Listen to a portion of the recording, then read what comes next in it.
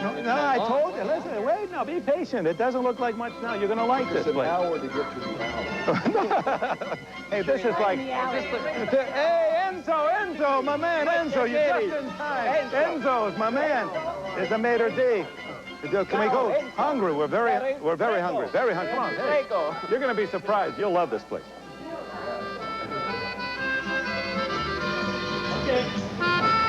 I told you I had a nice surprise for you. In Rome, do as the Romans do. How about this for lunch today, huh? Great. How about this? This is wonderful. A day off from track and field championships, and buongiorno, everyone. Welcome to... Hey, all right. You're going to be happier as it goes along, because do we have a guest list for you? Greatest athletes from around the world are going to join us for our championship lunch. We're going to digest what they've done already and think about the 25 gold medals that still have to be given away. Ready for your first guest? Jackie Joyner-Kersee and her husband Bob, fresh from that gold medal performance in the heptathlon. Boy, did she take us on a roller coaster of emotions yesterday, talking world record, and only a gold. Goodness gracious, what a job. And Jane Frederick, that smile of your teammate taking a bronze, that was a highlight as well. Next, Edwin Moses. Good thing he didn't shave his chest before that 400-meter hurdles. And his wife, Morella. Now, here's a man who has won 2 Olympic gold medals, 76 and 84, and 2 world championships. He's the first ever man or woman to win double golds in those most important championships. Boy, great job, Edwin. All right, thank you. Pleasure to have you with us. Thank you. My next guest, Grete Waitz. I'm sorry that we see her in this condition, one of the greatest long-distance runners, the greatest marathon runner in women's history. The pride of Norway, Grete, but we think you're really American down deep. We think of you as one of us. Great champion. Thank you for joining us. We're looking forward to you getting off those crutches.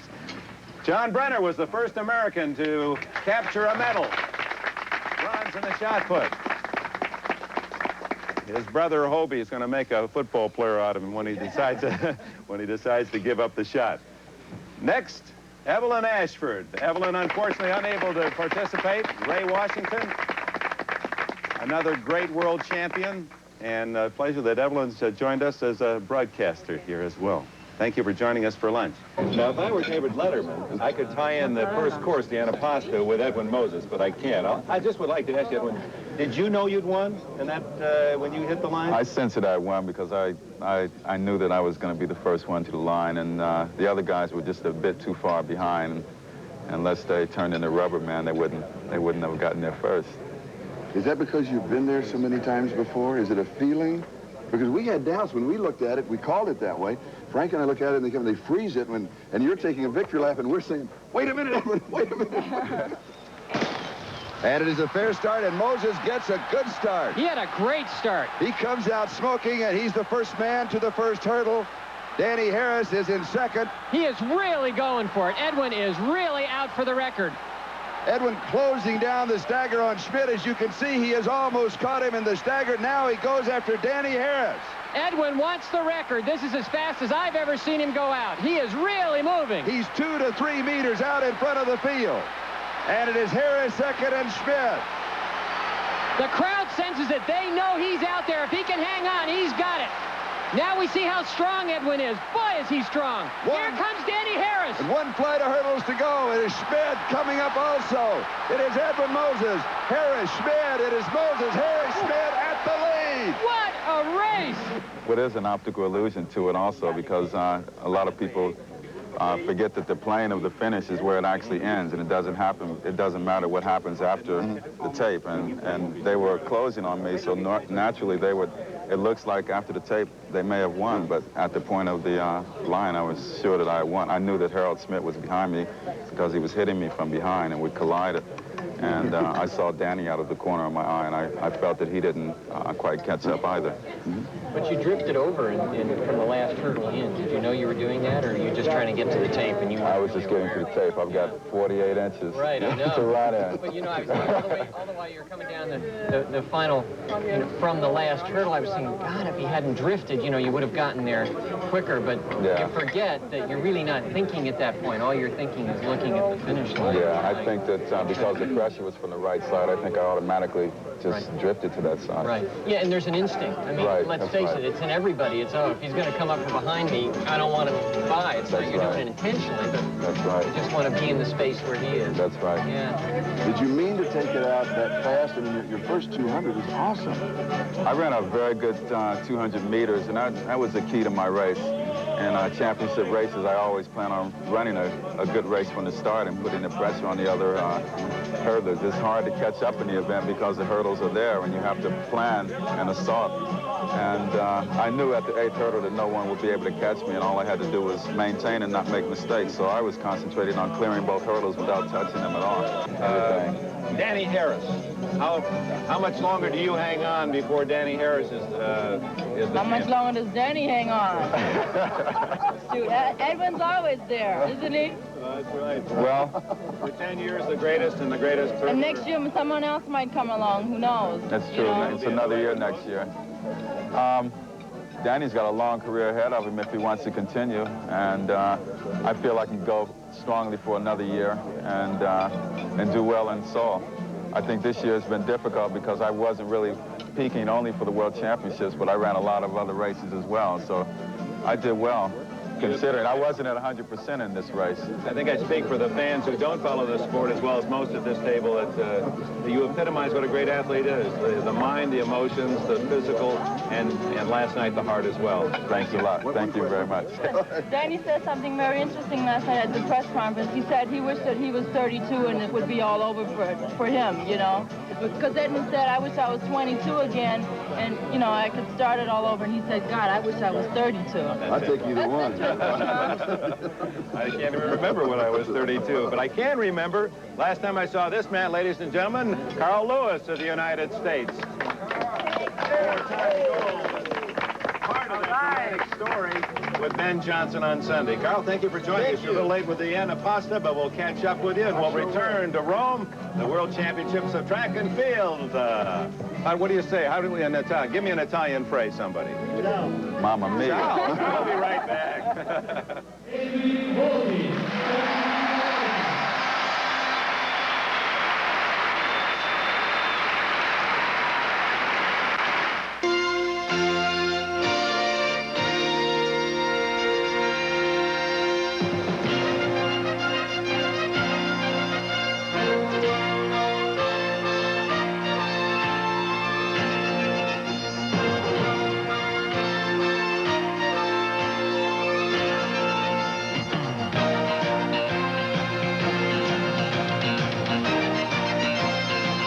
Championships are brought to you by the Prudential, offering a full range of insurance and other financial services. By Quaker State Motor Oil. New Quaker State with QSX is the smartest oil change. By Budweiser, Beechwood Age for that clean, crisp taste. This Bud's for you. And by Armor All. It's the finishing touch every time you wash your car.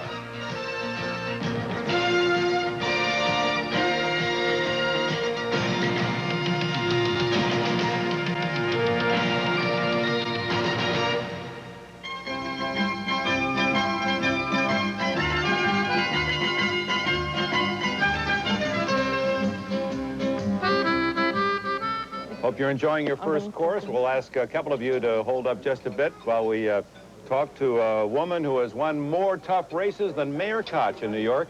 8 times she's won the New York Marathon. In '83, she won the first marathon in Helsinki in the World Championships, and because of an injury, unable to compete. And how heartbroken you must be that you're here and not out training today. Well, it was very hard being here and not be able to run, and I had a stress fracture in my right foot, and it forced me now to be 3 weeks in a cast, and then maybe I can start training again in the beginning of October.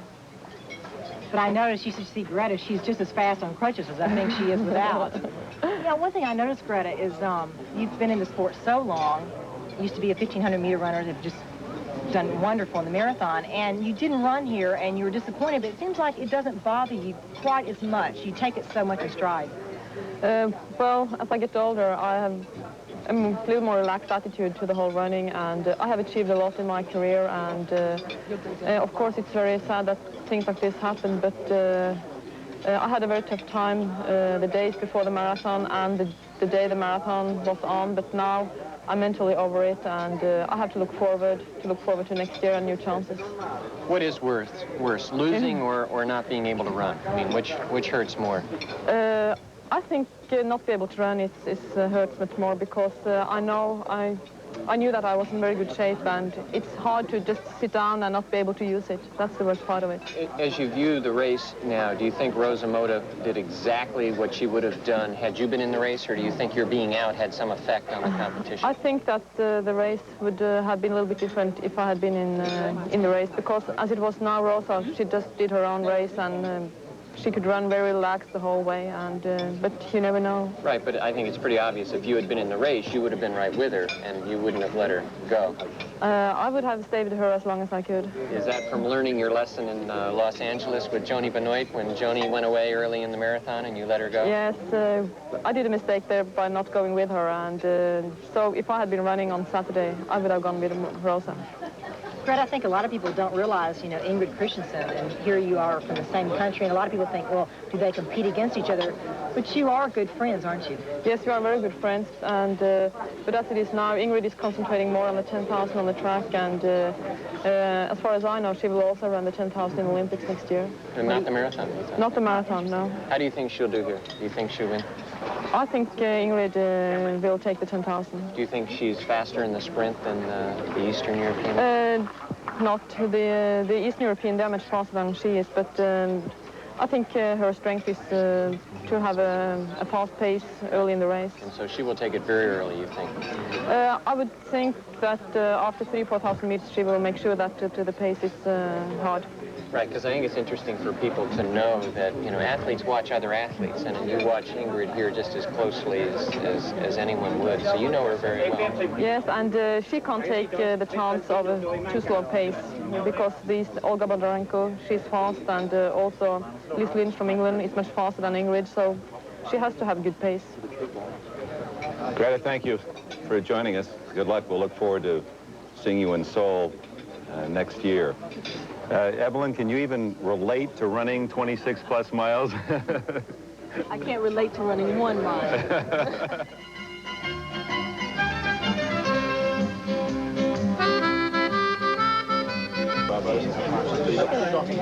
It's been tropical weather here in Rome, and of course evidence of that last night in the women's walk when they carried 3 young ladies off to the hospital from heat exhaustion.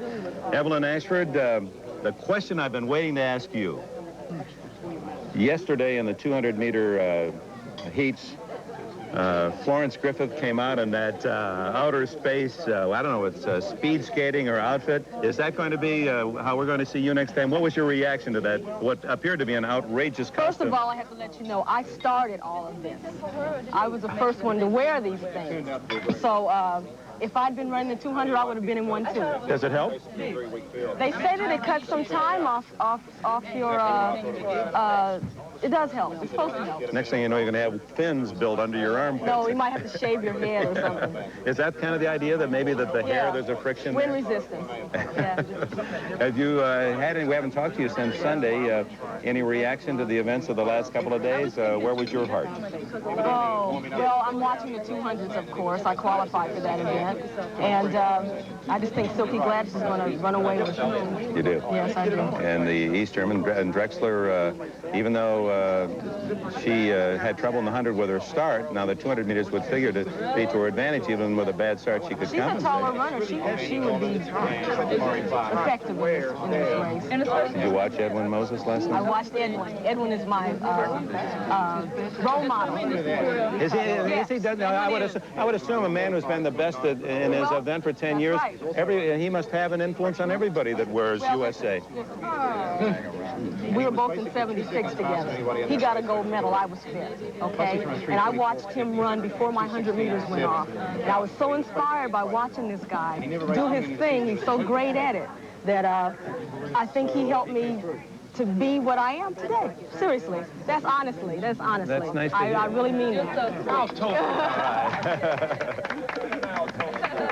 And it's more to sprinting than running fast. You have to be able to race, and Edwin knows that. And Carl knows it, too. Share with us what do you mean. Oh, there are things that happen in a race you have to respond to. And Bobby knows what I'm talking about, too. You have to be able to respond to what's happening in the race. And it's not just being able to run fast. You have to think. You have to have a quick mind. Seriously. Grete, it's interesting. Grete, when we were talking with you, Evelyn said, we asked her if she ever thought about running a marathon or a longer distance. She said she wouldn't even want to run a mile. Is there any time in your career going way back where you were actually a sprinter or ran shorter distances?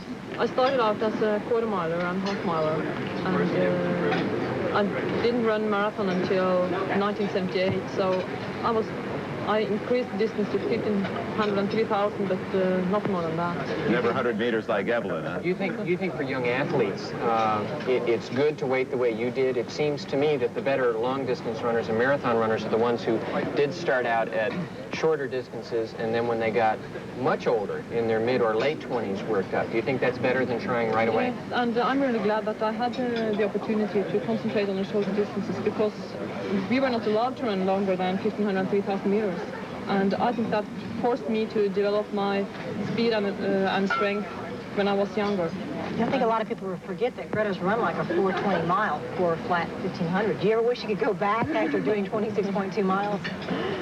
Well, I wish that when I had my best years on the track, that I had the opportunity to run a good 10,000 and 5,000. Those events were added to the program when I had left track and more suited for you. Yeah. Well, Carl Lewis, now this is a lesson for you. I mean, you get all the way out to 200 meters sometime. There may be a day we sit here in Rome and we're talking about Carl Lewis, the marathoner. Who knows? Well, we're going to find out with Dwight Stones when we return to Rome.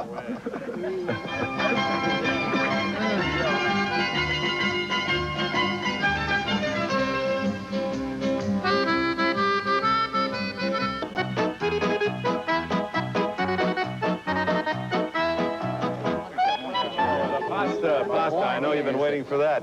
And we've been waiting to get the reaction of Carl Lewis to that incredible 100-meter world record on Sunday. And as we look at it again, try to watch the man in blue. I mean, the other fella in red, Ben Johnson, of course, sets the all-time record, but it's like the bridegroom at the wedding. No one seems to notice him. Carl Lewis, the man in blue, runs the fastest time ever at sea level for a 100-meter sprinter, except for the man that's next to him. Carl, thank you for joining us, and Joe Douglas from the Santa Monica Track Club and all the great work you've done there in Southern California and with Carl. Great.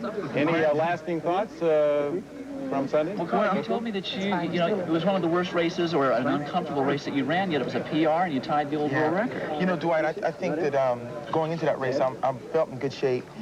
And Coach Tellez and I have just talked about it so much, but we feel that I did some things technically wrong that can be improved. And, you know, Ben really gets off the blocks quick and gets out of there, but I think that I can still run out of the hole better. And, you know, I'm looking forward to a better career. And I think that it really inspired me to do some more things. And I think I can run a lot faster. Carl, your coach, Tom Tellez, who was talking to you, obviously saw the race. He had enough opportunity on TV to see it because they played it over enough. What did he say about Ben Johnson's start? And what do you think about it? The fact that Ben almost jumps up. Is it because he's so strong? Yeah, well, Ben is unbelievably strong. I mean, stronger than I think than any sprinter probably in history at this point. And he's able to do things with angles that the rest of us just cannot do. But this idea of standing up straight and then going, you ascribe to that, or do you? Well, no. I don't really think. We don't really think it's that technically correct. But then, like we were saying, he's so strong that he can do a lot of things that we really can't do because he's just strong. Yeah, so you think it's more of a psychological advantage? He's doing something different. Everyone says, well, he's running fast and he does this, therefore he's doing something nobody can do. Yeah, I think so. You know. If I come out of there and run relaxed and run smooth and fast, then I can stay with him a lot better in the beginning. Any regrets about not running the 200? By the way, I think it was really gutsy and classy of you to go in the 100. You could have gone to the 200, which was very easy by comparison. You ran the 100. What do you think about the 200? Well, every time I jump out of an event in any meet, you know, I sit back and watch it and wish I'd run because I like to compete that much. But I'm really thinking about the long jump, and I'm just in such good shape. This is a great facility that's proven, and I think I'm gonna have a great meet. So I'm just keep thinking about that when I watch those heats. So you're going to go for the long jump record? Well, I really think it's a good place to jump far. How far have you gone in practice on the surface? You know, that's funny because we don't jump that far, jump for distance in practice. Yeah, I take short runs or approaches, so you save it all for the competition. That's right. Joe, how about the great athletes are all marketed, and we've read a lot and we've felt a lot about Carl and the relationship in that regard, and how do you present a positive image, and the pluses and minuses in that game. What are your thoughts? I mean, if you could go back, would you do anything differently, or are you doing things that you feel are going to be even more positive? Well, I think there are a lot of things that we have to consider, you know, especially in '84 with the Olympics being in the States, and me being in a situation where a lot of things that I was doing was wrong, regardless of whether we intended it to be or whether it really was or not. And I look at it as a point in my life that's over with. I learned from it, and I'm a better person now because of that. And it's just, I'm older and more mature, and I'm still enjoying track and everything, and I'm not bitter and don't look back. It's just the way it is. So, hey, let's go for it. Just like Edwin was telling me the other day, that when some of the people, when Gore first set the world record in the 100, I wanted to make you. Yeah, I don't want to miss this because I've been thinking about that every night. But when Evelyn said that she took that record down to 10.8, she couldn't believe it, and she just couldn't believe it. And now it's down to 10.7, and I believe it. I can run 9.7. So it's just. It's possible. I'm not saying I'm going to do it, but I think it's possible, and there's an opportunity there. So I think that I'm inspired to continue to run. You know, I think it's good that we had that talk, and this event is only better, and that's what's good about track. We can continue to get better. Off of what happened in '84, many people have said because of whatever mistakes were perceived to have been made, do you feel almost like you have to go back in '88 and run all those same events and win those same events in order to get back up to the level of visibility and do it correctly again, almost like you have to do the whole process over again 4 years later? Well, in a way, I think there's so many different things, of course. I mean, just being in Seoul, Korea, and being in the United States, that's the obvious difference. And it was new to me in '84 because I'd never been to an Olympics, and then it was at home, and then going to Seoul is going to be totally different. So I'm taking it with the same attitude. Just go and see how I feel, just like I did here. I made a decision not to run the 200, and if I feel the same way, I'd make that decision again. And the main thing is that I'm just really positive. I have a great outlook on what I want to do, and I'm just going to go and just take each meet and just see how it goes. Because right at this point, I think I've had a career that I can look back on and just retire tomorrow. But then I also think that I can do so much more in the future. So that's the way I'm taking it. We're rehashing a lot of subjects and looking ahead to more excitement from Rome, the World Championships of Track and Field, an extraordinary event. And indeed, we have an extraordinary guest list here at our lunch in Tivoli, Italy. We'll be right back.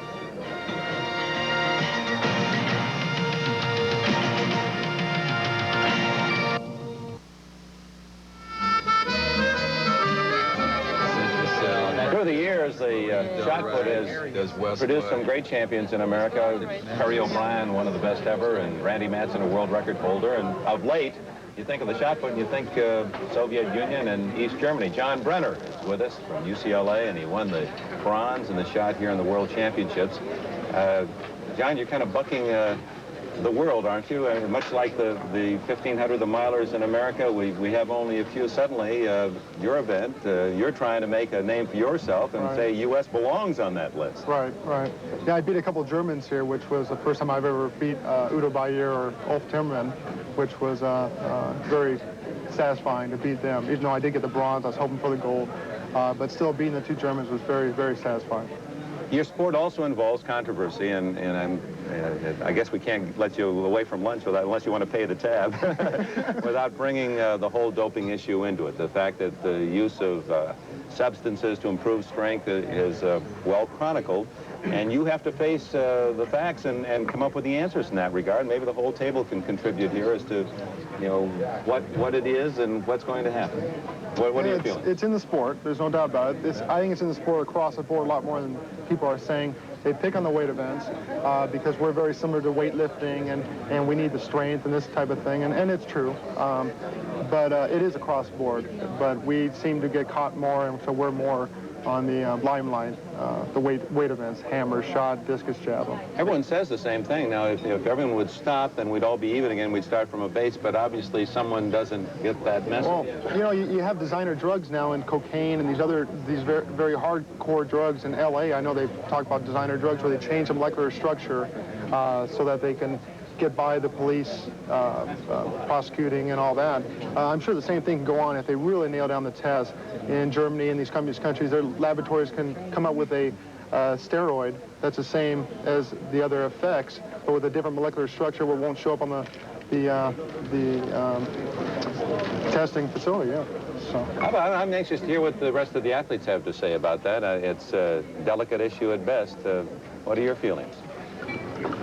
I mean, I think it's a shame, really, that athletes have to take drugs to enhance their performances. But if the top athletes go around saying, well, we're doing it, they're doing it, and we're trying to develop programs in the United States or in New Zealand or Britain, anywhere else, and we have to say to the young kids of tomorrow that you've got to take drugs to become a great athlete, then I think the whole system's wrong.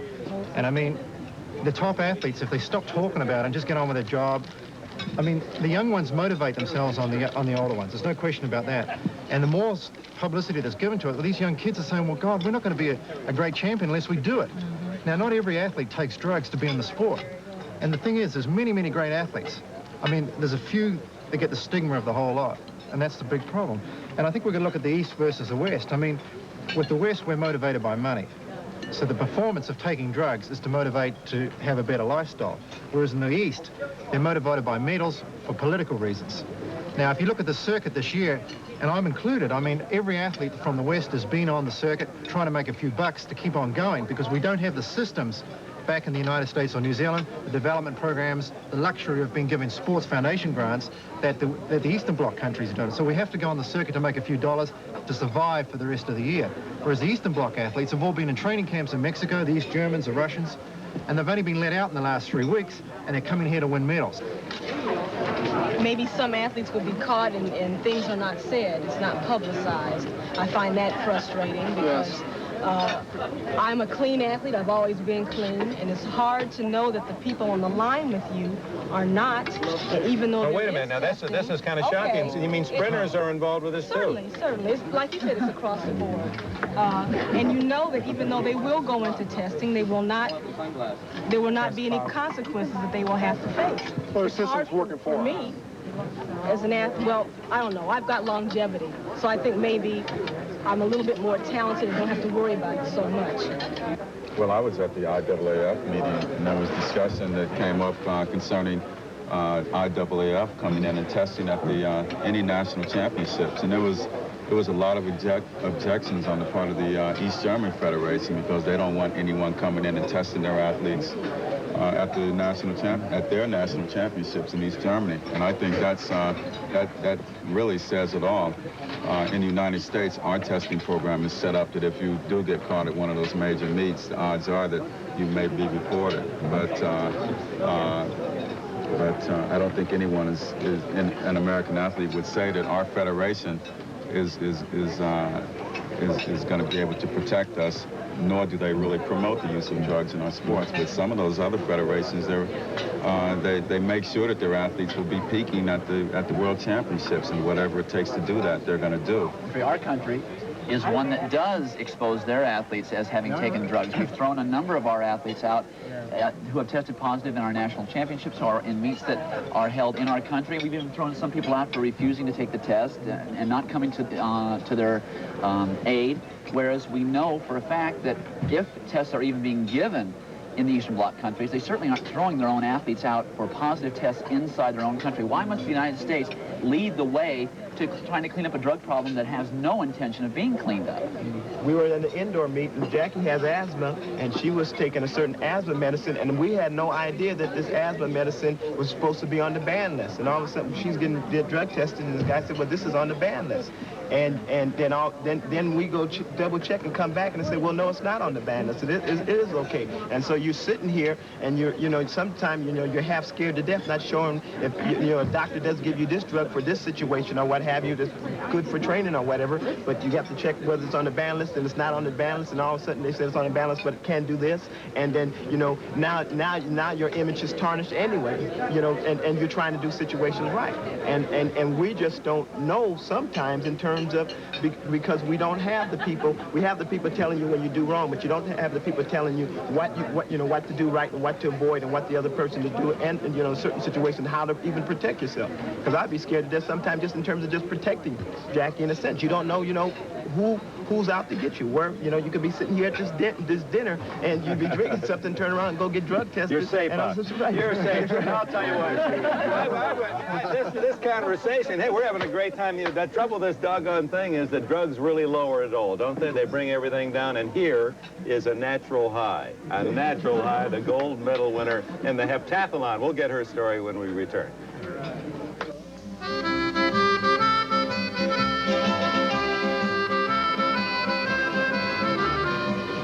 Well, what a wonderful day to spend an afternoon in Rome. Of course, the athletes with a day off. The championships continue again tomorrow, and our coverage again tomorrow night at 12:30. And there are other things we can predict. There will be many other fine features from Bud Greenspan. Thank you for joining us, Bud. And your brilliant Emmy Award winning work. We'll see how he has been focusing in on these championships.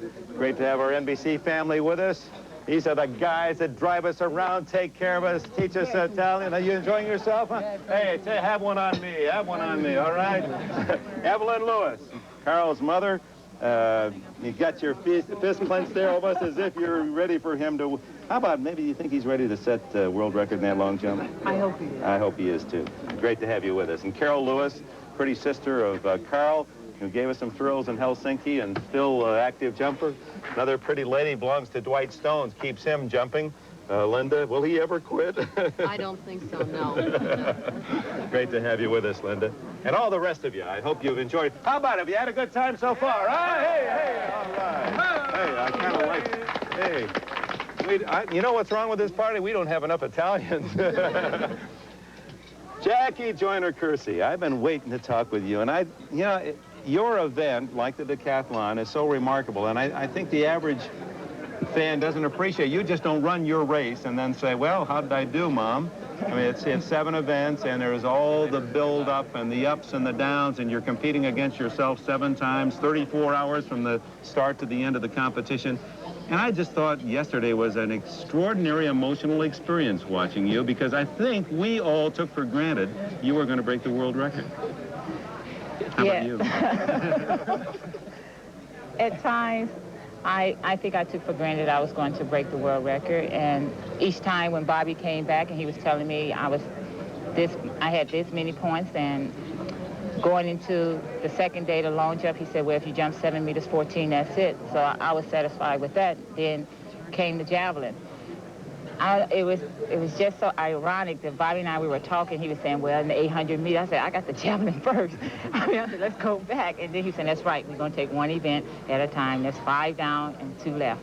So going into the javelin, I felt that I was ready. I got out there, and I didn't chunk it as far as I wanted it to go. That's a capricious event, isn't it, that javelin? It doesn't always do what you want it to do. Right. And then going into the 800 meters, I thought a lot more was there, but it wasn't. And going into I realized the first lap was too slow, and I tried to pick it up going into the second lap, and I think I accelerated too soon going into that second lap. And at the 200 mark, because Bobby had told me to look at the clock, and I looked at the clock, and I tried to accelerate again, and... Wasn't there? No. You know, what was there, though, was your teammate, Jane Frederick, and I thought it was one of the highlights of the entire championships when Dwight was talking with you, and you were trying to smile and be happy, because, hey, you won the gold medal, you're the best in the world. Great. Didn't win the world record, so that tainted it, I guess, emotionally. And then when we panned over and they saw that smile on Jane's face, I think that was golden, too. Yes, I think... I know for a fact that was a good moment for Jane, because throughout the competition, we have been talking about maybe before going into the competition, we were hoping that we can go 1, 2, 3. And then after the high jump, Jane said, oh, I just messed up. And I said, no, Jane, there's still an opportunity. There's still a chance. And she said, I don't know about Nicotina. Going into the second day, then Jane said, my hopes are still up. And she was saying if she could jump 6 meters 40, then she thought she had a chance. Then I said, we don't know what Nicotina could do. I didn't know what she could do in the long jump. I said, you never give up on yourself. And after I had jumped the 7:14, and Jane came, and she went 6:33. And then I left after that, but I heard that the girl, Nicotina, went 6:33 too, and there still was hope for Jane. And then at the end, in order for Anka Beamer to beat her, she had to beat her by 111 seconds. She had to beat her by 11 seconds. Jane said, there's no way she's going to do it. And I was like, right, good. And I was hoping that I was going to run faster than 2:14. But you'll have another chance. You'll have another chance. Yes, I'm happy because 4 years ago, I didn't place at all in Helsinki. And to come here and to win the gold medal and not break the world record, I'm grateful and thankful for it. Al Joyner won a gold medal in the Olympics in the triple jump. Didn't quite qualify here for these championships in Rome. Al, where were you as you watched your sister yesterday, and what were your feelings? Oh, after the javelin, going into the competition, I wasn't nervous because I thought the battle was for second. And then when she messed up in the javelin... Wait a minute, messed up? She thought she did all right. No, she made me nervous. I got nervous because I know how Jackie is. She sometimes get upset because she didn't throw it out there as far as she thought she should. And I started getting nervous because I wanted her to at least get 7,000 points because I knew if she wouldn't set the world record here in Seoul, she would definitely do it. So I just hope she was putting everything together. It's got to be tough, but we all can relate to the fact when our kids play Little League or just walk for the first time, how we get so emotionally involved with them. And here we have a family, a husband coaching you for crying out loud. I don't know how you get away with that and save your marriage at the same time. And a brother there who is pulling for you emotionally. There's got to be a lot of feelings ripping at your relationship. And is she a good student? I mean, she's a great wife, but is she does the wife and the pupil ever interfere in your relationship? No, I think after the first 2 or 3 months of our marriage, the wife and the athlete have separated themselves. We realize that we like track and field and we want to do track and field together, and we also enjoy our marriage and we want to stay married forever. So we realize we have to separate the two. And so Jackie and myself have both learned to separate it. Actually, I think in this last year, I have been more of the husband going home mad from the track when her workout doesn't go than Jackie at the beginning. So I think it's a little bit more me, make sure that I separate the coach from the husband. But I mean, she's a great student, and her last 4 world records, her last 4 performances, she's been going after world records, has been the top 4 performances ever in the history. Yesterday's performance was the second best ever. And like I tell her that she's not really competing against herself, she's competing against the world record, and I've named the world record Wilhelmina world record, and it's Wilhelmina is your name for the world record, and it's a tie. She's beaten Wilhelmina twice. Wilhelmina's been beating her twice, and we're going to go after a couple of more times. That sounds like maybe if you have a daughter, Wilhelmina might be it. Now, your work isn't done. You and Drexler are headed toward a wonderful finale. Drexler's favored to win the long jump. You both share the world record. Your thoughts there? Well, tomorrow is the qualifying round, and I'm just going to go in there and try to hit the qualifying mark on my first jump. And then on Thursday, go after the goal. I'm sure not only Drexler is going to be ready, but there are some Russian athletes that have been jumping pretty well, too. So I can't just focus on one individual, but focus on Jackie and try to get the job done. What will it take to win it, do you think? 24 feet win it?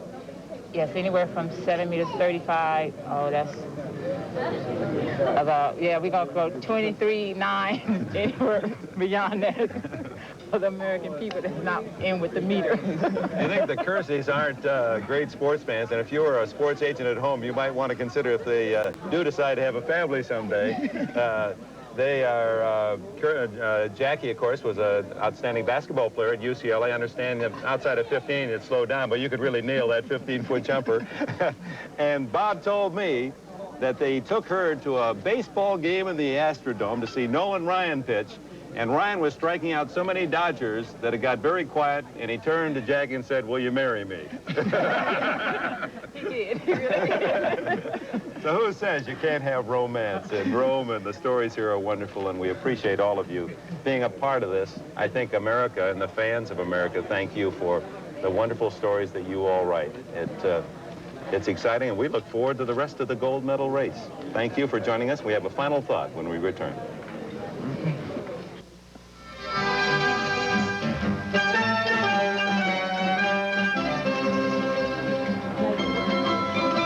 Just to warm things up here. Not that we really need it with this group. Hey, come on, Frank, you had your eyes shut for about, well, here we go. I would ask you, whom do you admire most as an athlete, or whom would you like most to be? And it kind of gives you an insight as to where you've been. I'm guessing that we'll have some surprising answers. Ted Williams was my idol. I just liked the way he was the greatest hitter of all time, and he did his business well. Evelyn Ashford. Kareem Abdul-Jabbar, longevity. Longevity, you're thinking ahead, aren't you? Husband Ray? I'd say Julius Erving. Mr. Consistency, Mr. Entertainer, Mr. Ambassador. All right, Julius Erving for Ray. Muhammad Ali for me. I love boxing. I love boxing. Dwight Stones, I know your answer. Yeah, for me, it's Valerie Brumel, the great Russian straddle jumper, whom I'm hoping to meet this week. I hope you get a chance. Bob Beamon on that one jump. One jump. That may end this week. Joe? I believe Jim Ryan. I believe he's one of the greatest milers the U.S. ever had. And one of the greatest people, too. Missy? I think one of mine is sitting right next to me, Grete Waitz, because she can persevere through everything when she's winning or she loses. She's a gracious. And also, I admire her because she can really put the food away like I can. So. Grete? Well, I admire Wilma Rudolph, and she was the person who inspired me to start running. Wilma Rudolph, that's a nice answer. Frank? Emil Zatopek, because of the psychological control he had over his opposition. He did run mentally, didn't he? John? Secretariat. $100,000 a pop for 15 years, that's great money. Are you suggesting you're about to go to pasture, huh? Wouldn't mind. Morella? Actually, any top ballet dancer is my idol. Edwin, I'm anxious to hear what Edwin Moses is going to say. I'd like to be Kareem for longevity, but on the other hand, I think I would go for a horse, one of the Triple Crown runners, because I'll be going for my third gold medal as well. In '88, and we'll be there. Yes. Charlie Jones. Arnold Palmer, because the impact that he had on his sport. Bob? I would say Hank Aaron. I like baseball, and this thing, Hammering Hank, was the person I'd like to be. How about Al Joyner? Victor Sanye, the greatest triple jumper, because he went to 3 Olympic Games and all came out with gold medals, and I hope to do the same. Down to you, Jackie. Babe Dickerson. Babe Didrikson, the great female athlete, maybe the greatest ever, and maybe that'll be rewritten by the time you retire. The athletes have their idols as well, and they also like dessert, and that's next from Rome.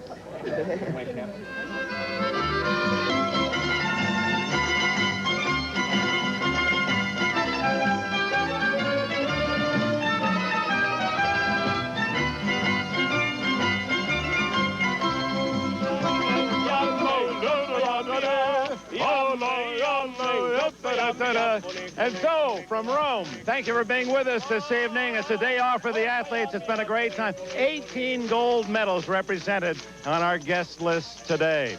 We leave you with a final hope and a final toast.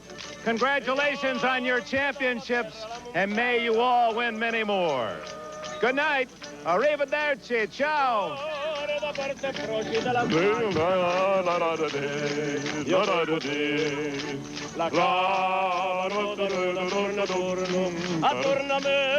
Attorno a me, e non ti dice sempre dallo giorno, Osammoine, Yammen, Yammen, Goppa, Yammen, Yammen, Goppa, Yammen, Goppa, Yammen, Fonicoli,